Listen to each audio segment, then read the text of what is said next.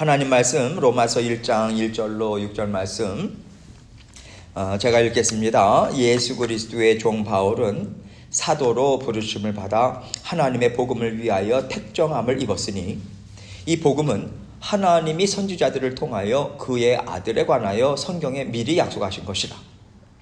그의 아들에 관하여 말하면 육신으로는 다윗의 혈통에서 나셨고 성결의 영으로는 죽은 자들 가운데서 부활하사 능력으로 하나님의 아들로 선포되셨으니 곧 우리 주 예수 그리스도시니라.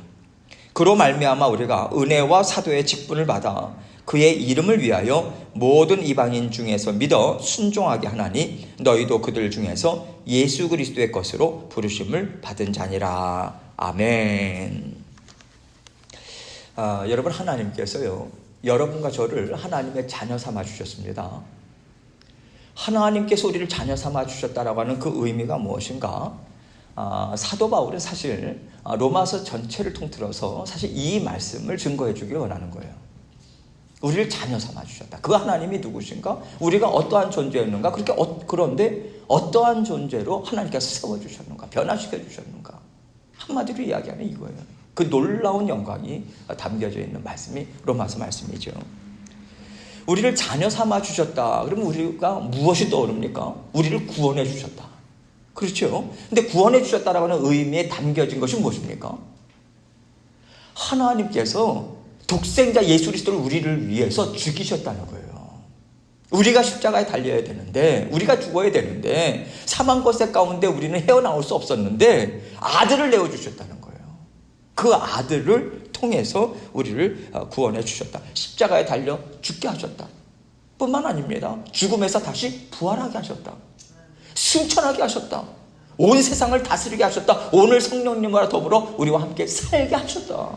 그것을 통해서 우리를 구원해 주셨다. 성령을 선물로 주셨다. 이 모든 풍성한 의미가 담겨져 있는 것이 우리를 자녀 삼아 주셨다. 구원해 주셨다. 이겁니다. 그래서 우리가 구원을 받았다라고 하는 것은요, 우리는 예수 그리스도와 함께 죽은 거예요. 십자가 위에서 우리 옛 자아는 죽었습니다. 옛사람은 죽었어요. 죽은 것으로 여기라고 하는 거죠. 사도 바울은 여겨라, 인정해라, 인식해라. 그것으로 죽은 것으로 끝나지 않았습니다. 우리의 옛 자아는 죽었어요. 옛사람은 죽었습니다. 죄된 속성, 우리의 원죄는 다 해결함을 받았어요. 그러나 우리는 사망과 깨뜨리고 다시 예수 그리스도께서 부활하셨잖아요. 우리는 부활했습니다. 그 부활에 동참해서 오늘날 우리는 성령님과 더불어 날마다 부활의 능력, 보혈의 능력을 받아들이면서 우리는 살아가고 있어요. 이게 구원받은 자녀들의 삶입니다. 이렇게 우리는 이 땅에서 살다가 우리 주님과 함께 왕노릇하는 그러한 삶, 자녀된 권세를 받아 누리면서 이 땅에서 살다가 영원한 세상으로 그 하나님 나라로 하나님과 함께 영원히 살아갈 존재인 거예요. 그래서 영원토록 살아가는 그 삶의 가장 중요한 준비가 단 한 번 주어지는데 그것이 이 땅에서 삶이다. 이것을 우리는 분명히 놓치면 안 됩니다. 분명히 붙잡아야 돼요. 우리는 이 땅 위에서 살아가는데 그냥 살아가는 것이 아니라 구원받은 자녀로서 자녀된 권세가 있다. 그것이 무엇인지 받아들이면서 살아가야 된다. 이 얘기인 거죠. 여러분, 우리가 육신을 입고 있어요. 그래서 건강 중요합니다. 먹고 살아가는 거 참 중요하죠. 그런데 하나님께서 먼저 우리에게 무엇을 말씀하십니까? 예수 그리스도가 주인 되심을 인정하라는 거예요. 너의 구원자 되시고 구세주 되신다, 주인 되신다라고 하는 것을 먼저 인정하고 그 인정함을 통해서 그것을 믿는 믿음으로 살아내라. 예수 그리스도가 우리의 주인 되셨다라고 하는 것에 담겨진 의미가 무엇입니까? 우리를 위해서 죽기까지 사랑하셨다라고 하는 그 주인됨, 우리를 마구 막 그 노예 부르듯이 그렇게 우리의 자유를 억압하고 그런 분 아닙니다. 어떻게 해서든지 우리가 이 땅에서 풍성한 삶을 살도록 도와주시는 우리 하나님께서 우리를 죽기까지 사랑하신 그 사랑으로 함께하고 계시다. 이것을 우리에게 믿는 믿음으로 살아내라. 충분히 너희는 그렇게 살아갈 수 있다. 이것을 말씀을 통해서 우리에게 하나하나 가르쳐 주고 계세요. 성령을 통해서 우리에게 말씀을 주십니다. 그 말씀이 무슨 뜻인지를 깨닫게 해주세요. 뿐만 아니라 그것이 나에게 지금 이 말씀 들으라고 하시나 보다. 우리의 귀를 열어주십니다. 그게 보혈의 피가 발려진 귀 아니겠습니까? 그렇게 보혈의 능력으로 우리와 함께하고 계시다는 거예요. 그래서 여러분, 이러한 구원의 삶을 살아가고 있는 자녀들이 하나님의 자녀들이기 때문에 세상 사람들이 살아가는 것과 다를 수밖에 없어요. 달라요. 하나님은 다를 것을 요구하시지만 그 요구하신다라고 하는 것은 다를 수밖에 없기 때문에 이것이 당연한 것이다. 그렇게 우리에게 말씀해 주시는 거예요. 여러분, 다른 것이 이상한 게 아닙니다. 당연히 다를 수밖에 없는데 오늘날은요, 우리가 좀 다르면 쟤는 좀 뭔가 이상하다. 아, 뭐 이렇게 티를 내? 그렇죠. 뭐 이렇게 유별을 떨어? 그럽니다. 때로는 저 사람은 세상 물정을 너무 모르나 봐. 적당히 세상에서 살아가야 세상에서 잘 사는 거지. 여러분, 이것이 믿지 않는 사람들이 얘기하는 게 아닙니다. 믿음의 그룹 안에서도 이러한 이야기들이 계속해서 나오고 있다는 얘기죠. 이렇게 어떻게 보면 이러한 반문들이 나오는 척박한 시대를 살아가고 있는데, 사실 우리가 가만히 생각해 보면요, 그 척박한 시대는 창세 이후로 끊이질 않았습니다. 영적인 척박한 세상은요. 죄가 세상에 들어오고 난 이후에 세상은요, 항상 영적으로 다르게 세상과 살아가기가 참으로 힘든 척박한 시대를 우리는 살아가고 있어요. 노고하는 모든 믿음의 세대들이 다 동일합니다. 왜냐하면 세상은요, 하나님과 함께 살아가는 자녀들을 바보 취급하거든요. 저 바보들. 이 황금 시간대에 왜 저기 가가지고 그렇게 쉬지도 못하고 아침부터 저녁까지 일하고 그렇잖아요. 이해가 안 되는 거예요. 이해가 안 돼요. 그 필립 야시라고 하는 분이 그런 얘기를 했습니다. 책에서 마치 믿음의 자녀들은 스포츠를 너무 좋아하는 분이 엄청나게 큰 장벽에 구멍이 하나 뚫려 있는데 자기가 좋아하는 팀이 그 경기에 막 이기고 있는 거예요. 근데 그것을 구멍으로 보면서 막 즐거워하는 거예요. 막 구멍으로 보면서 거기서 막 홈런 치고 막 그러니까 막 좋아가지고 난리를 치는데 옆에서 지나가는 사람들은 이해가 안 되는 거예요. 저건 미쳤다. 그러는 거예요. 그 기쁨을 못 느끼는 거예요. 그렇게 비유를 했는데 뭐 완전한 비유는 아니겠지만 그래도 이해가 많이 되는 거예요. 우리가 살아가는 세상을 몰라요. 하나님이 왜 우리에게 그런 마음을 주시는지, 우리의 마음에 기쁨을 주시고 흡족함을 주시고 한 주간에 살아가는 힘을 주시고, 그렇게 하나님께서 믿음의 공동체를 세워주신 거죠. 그러나 어느 시대든지 그래서 세상과 다르게 사는 것은 쉽지 않다. 그러한 상황 가운데서 어떻게 보면 우리는 초대교회 시대보다는 참 풍성한 삶을 살아가고 있습니다. 그렇지 않습니까? 이미 성령 시대를 살아가고 있어요. 모든 일들을 성령께서 이루셨습니다. 그것을 힘있게 받아 누리는 그 시대로 우리는 살아가고 있어요. 초대교회 성도들을 생각할 때요, 여러분 이것을 한번 생각해 보면 좋을 것 같아요. 한 번도 걸어가 보지 않은, 길이 나 있지 않은 곳에 걸어가는 것과 많은 사람들이 오고 가면서 그 길을 내면서 나아간다라는 것은 전혀 달라요. 그 길을 걸어가고 있다라고 하는 것이 우리입니다. 이미 많은 사람들이 그 길을 걸어갔어요. 초대교회 성도들은 특별히 예수 그리스도의 핏자국만을 바라보면서 그 길을 걸어갔어요. 동일하게 피를 흘리면서 걸어갔어요. 우리는 그 위의 길을 걸어가고 있어요. 한국에 얼마나 수많은 순교자의 피가 흘렀습니까? 이 땅도 마찬가지고 그 보혈의 순교의 피가 흘렸기 때문에 우리는 오늘날 그 보혈의 은혜를 받아들이면서 우리는 걸어가고 있는 거예요. 하나님께서 그 은혜 우리에게 베풀어 주셨습니다. 그냥 만들어진 길이 아니에요. 이것을 왜 생각해야 되냐면, 우리가 이 길이 어렵다고 생각하지만요, 이 길은 이미 우리 주 예수 그리스도께서 십자가의 보혈의 피로 이미 내주신 길이에요. 그래서 거기에 승리의 길이에요. 어렵다 할지라도 우리에게 받아들일 승급이 있는 길이에요, 여러분. 감내하면 하나님께서 이 땅에서 붙들어 주실 힘이 있는 것이고, 천국에서의 아름다운 삶이 보장된 삶인 거예요. 우리가 영원을 생각할 때 이 땅 위에서의 짧은 시간 우리가 감내할 만하지 않겠습니까? 영원한 것을 바라보면서 이 사명, 이 가치관을 우리가 가지고 살아가야 된다. 사도 바울은 그 얘기를 하고 싶은 거예요. 사도 바울은 그 길을 갔어요. 사도 바울이 그 뜨거운 심정으로 이 로마에 있는 교회에 이 편지를 보내준 것입니다. 로마 교회는요, 사도 바울이 세운 교회가 아니에요. 언제 어떻게 세워진지 아무도 몰라요. 근데 학자들의 얘기에 가장 신빙성이 있는 것이 뭐냐면, 오순절 다락방 사건이 일어났잖아요. 성령 강림이. 그때 수많은 디아스포라 유대인들이 예루살렘에 모여 있었거든요. 절기를 지키려고. 그때의 성령의 강림을 통해서 엄청난 일이 일어났잖아요. 각국에 있는 사람들의 방언으로 들리더란 얘기죠. 그 방언이 들리는 거예요. 그 나라 말로. 복음에 대한 얘기죠. 그래서 로마에서 왔던 어떤 사람들이 그걸 들은 거예요.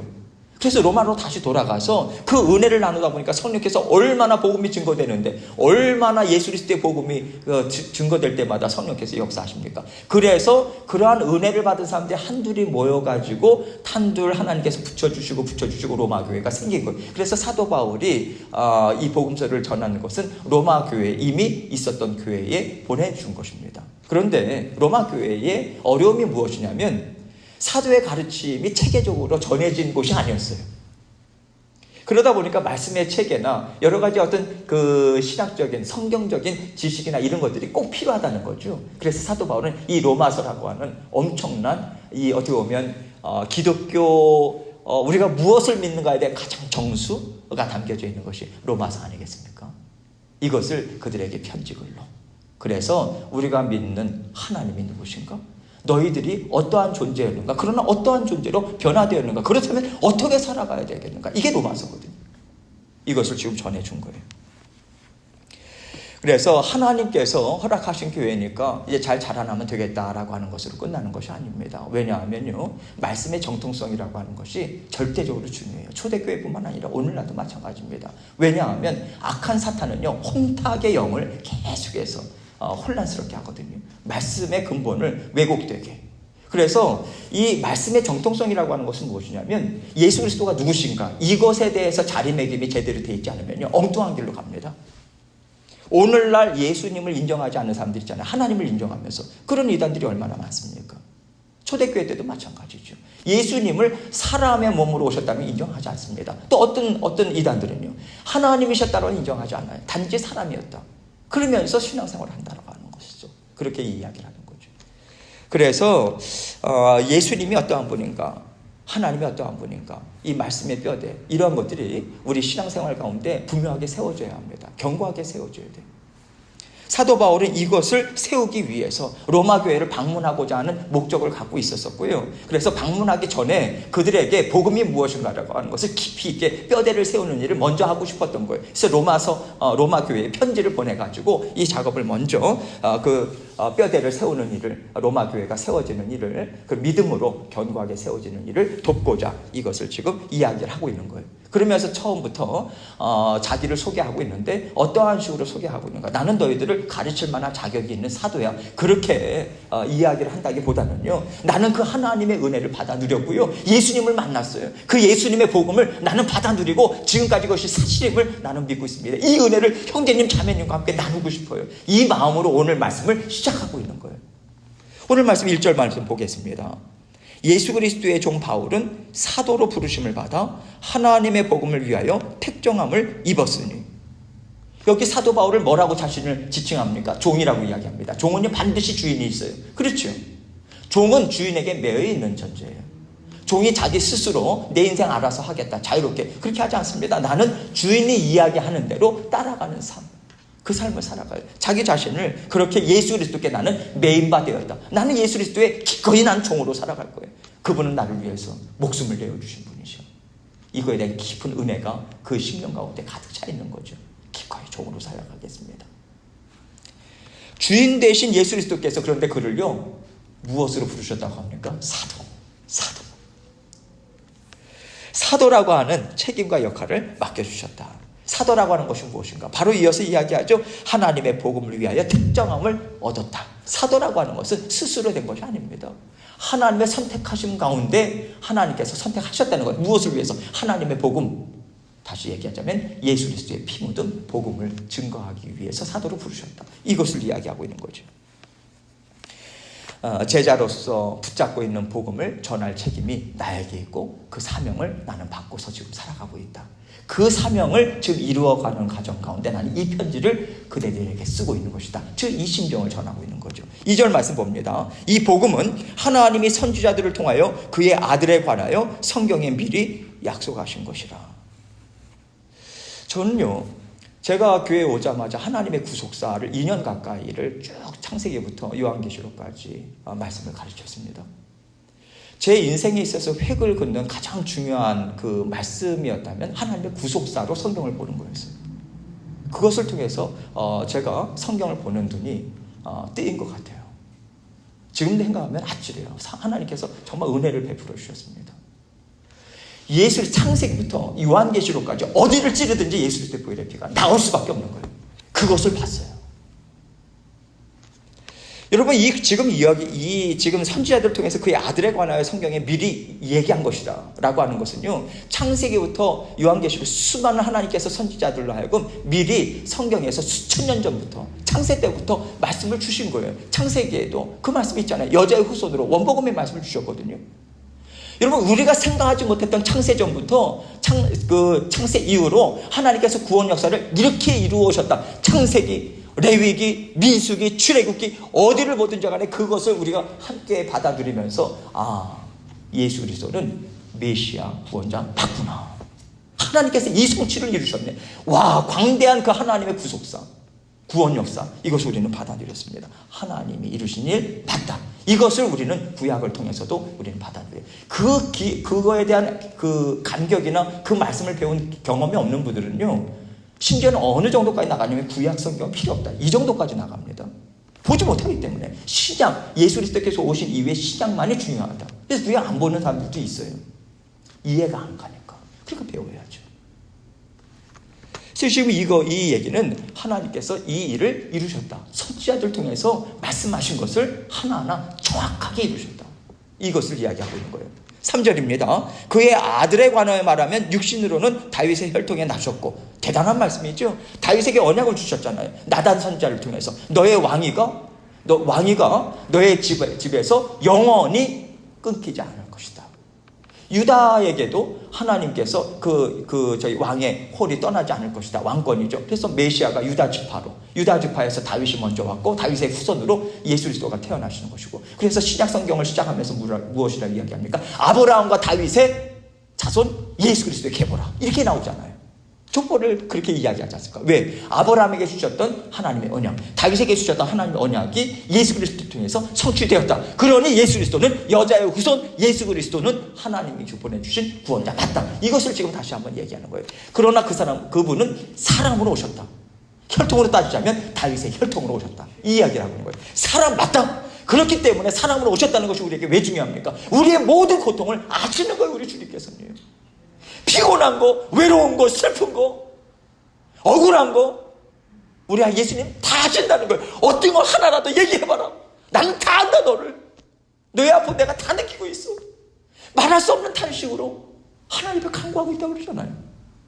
그 의미가 사람으로 오셨기 때문에 가능한 거예요. 그러나 그분은 하나님이셨어요. 낮아지고. 그래서 우리는 그 예수 그리스도의 본을 따라서 오늘날 우리는 주님을 따라가는 겸손한 삶을 성령의 도우심으로 우리 살아가고 있는 거예요. 4절 말씀 봅니다. 성결의 영으로는 죽은 자들 가운데서 부활하사 능력으로 하나님의 아들로 선포되셨으니 곧 우리 주 예수 그리스도시니라. 성결의 영은 무엇을 이야기합니까? 성령님이죠. 지금 이것을 통해서 성령님을 통해서 부활하사 능력으로 하나님의 아들로 선포되셨으니 예수 그리스도시라, 이렇게 이야기하잖아요. 성령께서는요, 성부 하나님, 성령 하나님, 성자 하나님, 삼위일체 하나님이십니다. 창조 때부터 이 땅에서 공생의 사역부터 어떠한 것이든지 삼위일체 하나님은 따로 떨어져서 사역을 감당하신 적이 없어요. 모든 것을 함께 이루셨습니다. 성령께서 그렇게 예수 그리스도와 함께 부활의 능력으로 하나님과 함께 하셨고, 그리고 예수 그리스도이심을, 예수님이 구원자이심을 분명하게 선포했다. 그것을 분명하게 증거했다. 지금 이것을 이야기하고 있는 것이죠. 그래서 이것을 믿는 자녀들마다 하나님의 아들 예수 그리스도가 맞습니다. 예수님은 나의 죄를 위해서 죽으셨습니다. 이게 성령의 역사 아닙니까? 그래서 성령을 진리의 영이라고 이야기하죠. 진리가 무엇입니까? 예수 그리스도. 그래서 성령은요, 예수님이 구원자이심을 먼저 증거하는 일로 우리에게 다가옵니다. 자꾸만 성령을 생각하면 은사를 생각하는데 그건 2차적인 거예요. 부차적인 것입니다. 성령은 진리의 영이에요. 예수 그리스도가 너의 주에 계신다. 우리를 죽기까지 사랑하신다. 그것을 우리로 하여금 맛보게 하시는 거예요. 성령께서. 지금도 마찬가지입니다. 예수님이 나와 함께 하고 계시죠. 성령은 진리의 영이시라. 우리와 함께 날마다 그것을 증거해 주고 계시는 거예요. 그렇게 우리와 함께 동행하고 계시는 것입니다. 말씀이 떨어질 때도 그 말씀이 바로, 태균아, 너에게 주는 말이야. 들어야 돼. 이거 붙잡고 살아야 돼. 그래야 새벽길로 힘있게 달려갈 수 있어. 먹어, 들어. 마음에 담아. 나는 너를 정말 사랑한다. 그래서 말씀을 주시는 거 아니에요. 말씀을 주셨다라고 하는 것은 하나님의 사랑이 지금 끊이지 않고 나에게 다가오고 있다라고 하는 증거 아니겠습니까? 그 일을 누가 이루십니까? 성령 하나님께서. 5절입니다. 그로 말미암아 우리가 은혜와 사도의 직분을 받아 그의 이름을 위하여 모든 이방인 중에서 믿어 순종하게 하나니. 예수 그리스도를 구원자로 믿음과 동시에 우리는 성령을 선물로 받습니다. 눈에 보이진 않아요. 그러나 놀라운 변화죠. 왜 그렇습니까? 예수님이 나의 죄를 위해서 죽으셨다는 게 정말 믿어지는 거예요. 많은 사람들이, 물론 동일한 경험은 아닙니다. 그러나 십자가에 달리신 예수 그리스도가 피를 뚝뚝 흘리는 것이 내가 죽었어야 되는데, 내가 흘려야 되는 피인데, 내가 찢겨져야 되는 살인데, 우리 예수님께서 나를 왜 날 사랑하나? 왜 날 사랑하나? 나는 죄인인데 하나님을 대적했는데 왜 날 사랑하나? 하나님 앞에 그 찬양 올려드리면서 얼마나 예수 그리스도의 그 나를 위해서 죽으심이 감동이 되고 감격이 되고 그 힘으로 살아가는 거잖아요, 여러분. 그 힘으로. 성령께서는 우리에게 그 예수 그리스도의 구원자이심을 알려주신과 동시에 날마다 하나님을 알고자 하는 열망함을 우리에게 불어넣어 주세요. 자꾸만 말씀이 정말 달아요. 말씀을 읽고 싶어요.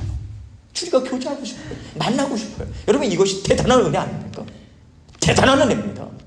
생명길이기 때문에 성령께서는 그 역사, 날마다 우리에게 성령의 소욕, 그게 성령의 스피리추얼 디자이어거든요. 자꾸만 불어넣어 주시는 거예요. 기도의 자리 나간다, 그냥 나가지 뭐. 성경 말씀의 자리 나간다, 그냥 나가지. 아니요, 그냥 나가는 게 아니에요. 성령의 은혜가 좀 푸성하게 움직이고 있는 거예요. 거기에 우리는 동참해서 그 동참하는 그 신령 가운데 하나님께서 은혜를 부어주시는 것입니다. 소중히 생각해야죠. 그 은혜 가운데 즐거워하고 만족하는 것을 끝나는가? 아니요, 사도의 직분을 주셨다는 얘기예요. 사도가 무엇입니까? 오늘날에 성도의 직분인 거예요. 성도의 직분. 왜? 모든 믿음의 자녀들은 예수 그리스도의 제자들로 하나님께서 부르셨다고 했잖아요. 능력을 주셨다고 그랬잖아요. 세상 끝날까지 너희와 함께 하신다고 하셨잖아요. 그래서 오늘날은 어린아이야 할지라도 성령을 선물로 받으면 악한 사탄 마귀를 대적하면서 무찌르면서 나가지 않습니까? 우리가 전도의 현장에서, 선교의 현장에서. 선교의 현장이 왜 이렇게 중요합니까, 여러분? 가면요, 하나님만 붙들고 나갈 수밖에 없어요.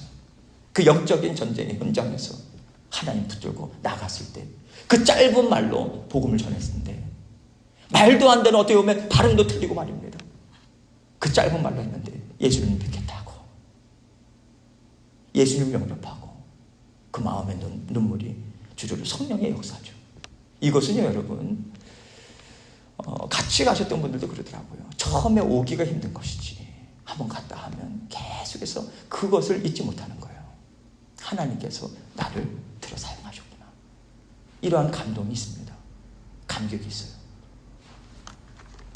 그래서 그러한 예수 그리스도의 부활을 전하는 하나님의 성도들로, 하나님의 자녀들로 삼아주셨다. 그래서 6절 말씀 보면요, 로마교회 성도들 한 사람 한 사람에게 이렇게 이야기하는 거예요. 너희도 그들 중에서 예수 그리스도의 것으로 부르심을 받은 자니라. 너희들도 예수 그리스도의 제자들의 반열에 이미 들어서 있다. 이 이야기를 하고 있는 것이죠. 정체성이 그러한 자녀들이다. 지금 그 이야기를 하고 있는 거예요. 이것이 복음의 핵심이죠. 예수 그리스도가 우리의 구원자다. 복음의 핵심인데 거기에 살을 붙이고 혈관을 만들고, 그래서 예수 그리스도의 보혈의 피가 어떻게 해서든지 그 사람의 그 삶 가운데 속속들이 스며들 수 있도록 옆에서 도와주시고 위로하고, 그것이 먼저 믿은 자녀들의 사명이잖아요. 우리가 하나님의 그 은혜를 받아 누리고 기뻐할 때 하나님의 복음이 증거되는 거 아니겠습니까? 근데 날마다 보니까 그냥 어려워하고 계속해서 이렇게 좀 원망하고 불평하고, 누가 예수님 믿고 싶겠어요? 그 사람을 보니 어려운데도 얼굴에 참 평안함이 있고, 저 사람은 무슨 비밀이 있을까? 성령께서 그 심령을 통해서 역사를 하지 않습니까? 그래서 지금 사도 바울은 이 이야기를 하고 싶은 거예요. 은혜를 하나님께서 주셨고 그 은혜를 받았습니까? 그렇다면 하나님께서 은혜를 나누는, 하나님의 은혜를 나누는 그 복음의 통로로 사용되어야 하는 그 제자로서 사명이 당신에게 있는 것입니다. 이 이야기하고 싶은 거예요.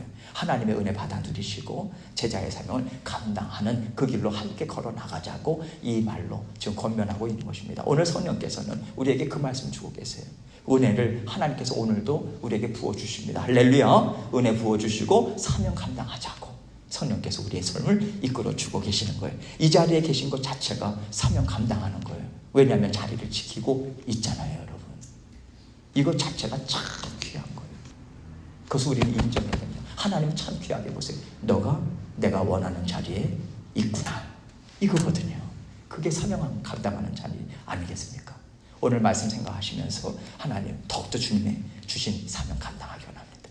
내가 이 자리, 기도의 자리, 말씀의 자리, 예배의 자리 놓치지 않겠습니다. 하나님 사랑합니다. 이 고백으로 하나님께 힘있게 달려나가시는 저와 여러분이 되시길 주님의 이름으로 축원합니다. 함께 계속해서 기도하겠습니다.